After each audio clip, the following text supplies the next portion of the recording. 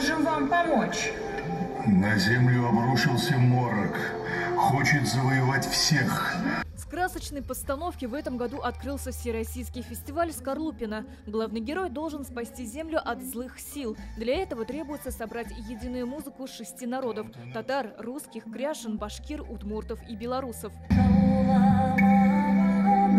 Постановка отражает всю концепцию праздника. Если раньше Скорлупино напоминала Сабантуй, в этот раз организаторы посвятили фестиваль Году национальных культур и традиций. Первый год мы провели фестиваль Скорлупино в 2016 году. Это был праздник, посвященный молодежи птицеводческих комплексов Республики Татарстан.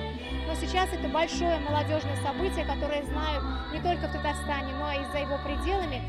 И в этом году наша основная задача – познакомить нашу молодежь с традициями, культурой жителей Пестричинского района. Гостей угощали удмуртскими перепечами, русскими блинами, учили гончарному делу, расписывать яйца и плести корзинки. Все могли изучить культурную карту пестрецов и узнать много нового о старых забытых селах и его известных жителях. Особой популярностью пользовалась ярмарка народных промыслов. Свои изделия здесь представили мастера из 15 регионов России. Это старинная техника ткачества на дощечках. Ольга Деревянко – казанский мастер по ткачеству. Привезла на фестиваль ткацкий станок. Он сделан по старинным эскизам. Каждый мог изготовить пояс с национальным орнаментом марийцев, русских и чуваш.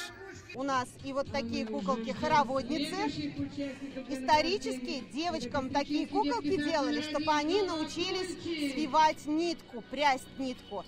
Девочка брала такую палочку, ее крутила и училась правильно скручивать шерсть. Гостям мы привезли настоящие медовые печатные пряники, изготовленные по старинной технологии, так как и 300 лет назад. Мирницу я тоже демонстрирую, и каждый желающий может собственными руками смолоть муку и увидеть, какой это легкий труд.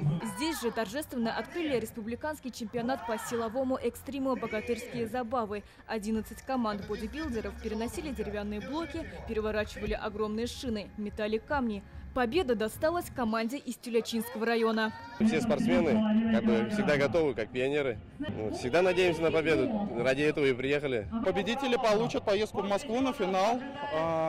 Так же, как и в прошлом году, они будут соревноваться с лучшими из всех регионов нашей большой необъятной страны. В этом году на фестивале установили сразу 2 рекорда. Это самый многонациональный хоровод, второй – силовой. Бодибилдеры перетягивали трактор весом более 2 тонн.